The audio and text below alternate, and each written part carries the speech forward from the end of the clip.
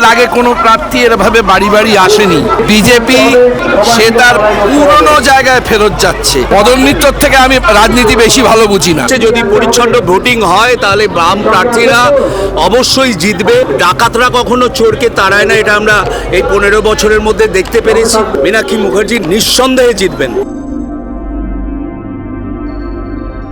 এই যে ভিড়, এই মিছিল, কি বাম প্রত্যাবর্তনের ইঙ্গিত দেখছেন? অবশ্যই ইঙ্গিত, কারণ পরিচ্ছন্ন ভোটিং সিস্টেম এখানে ছিল না। এবার ইলেকশন কমিশন অনেকটা চেষ্টা করছে, যদি পরিচ্ছন্ন ভোটিং হয় তাহলে বাম প্রার্থীরা অবশ্যই জিতবে এবং মানুষের সমর্থন আগেও তাদের ছিল, কিন্তু তৃণমূল এবং বিজেপি একসাথে এই ভোট চুরি করত এবং এলাকায় এলাকায় গুন্ডাদের রাজত্ব ছিল।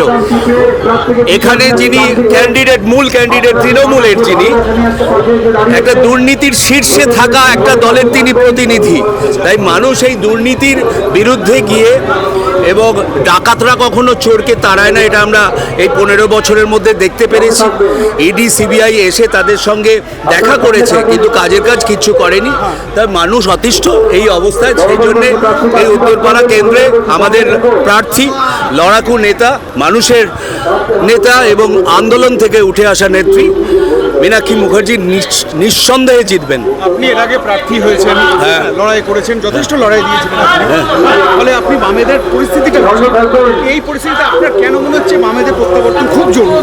মানুষের প্রয়োজন বলে, বেকারদের প্রয়োজন, কৃষকের প্রয়োজন। মানুষ খুব হতাশার মধ্যে ভুগছে, তাহলে মানুষের কথা বিধানসভায় গিয়ে কে বলবে? গোবর মেখে ঘুঁটে দেওয়া তো বিধায়কের কাজ নয়।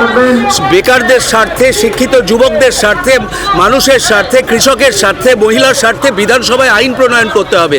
সেই কাজ করার জন্য মীনাক্ষী মুখার্জির মতো প্রতিনিধিরা বিধানসভায় যাওয়াটা প্রয়োজন। মানুষ সেটা বুঝতেই পেরেছেন। আপনারা বিধানসভা এবং লোকসভার দিকে তাকান, সেখানে বিধায়করা গত 15 বছরে অনুপস্থিত থেকেছেন দিনের পর দিন। সেই জবাব তো মানুষ এবার নেবে। চলনদা, এই যে বামেদের ঘিরে একটা বিপুল একটা উন্মাদনা দেখা যাচ্ছে, বাম কি ফিরছে তার ইঙ্গিত এটা? সেটা তো বলতে পারবো না। সেটা একমাত্র বলতে পেরেছেন মদন মিত্র, বলেছেন 20 থেকে 25টা সিট সিপিআইএম পাবে। সুতরাং মদন মিত্রর থেকে আমি রাজনীতি বেশি ভালো বুঝি না। সুতরাং আমি বলতে পারবো না। বাংলার মানুষের মুখ যেভাবে দেখছি, আগের বার রাস্তায় বেরিয়ে আসতো না, এখন বেরিয়ে আসছে, এসে কথা বলছে। এবং মীনাক্ষী মুখার্জি এই কেন্দ্রে প্রত্যেকের বাড়ি বাড়ি গেছেন, পায়ে হেঁটে, এই প্রথমবার গাড়িতে রয়েছে। সুতরাং প্রত্যেকের সমস্যা বুঝেছে, প্রত্যেকের সমস্যা নোট করেছে। মানুষও বুঝেছে যে এর আগে কোনো প্রার্থী এভাবে বাড়ি বাড়ি আসেনি, এসে সমস্যা বোঝার চেষ্টা করেনি। মানুষও সেই বোধটা ভোট বাক্সে দেবেন, প্রতিফলিত করবেন। আপনার কি মনে হচ্ছে 80% মতো ভোট করেছে প্রথম দফার ভোটে? আপনার কি মনে হচ্ছে যে এটা একটা বদলের একটা ইঙ্গিত? আমার তো তাই মনে হচ্ছে। আচ্ছা, মানে আপনার মনে হচ্ছে যে তৃণমূল বদলাচ্ছে, বিজেপি আসছে, মানে কোন জায়গায় আপনার এটা কিভাবে ব্যাখ্যা করবেন?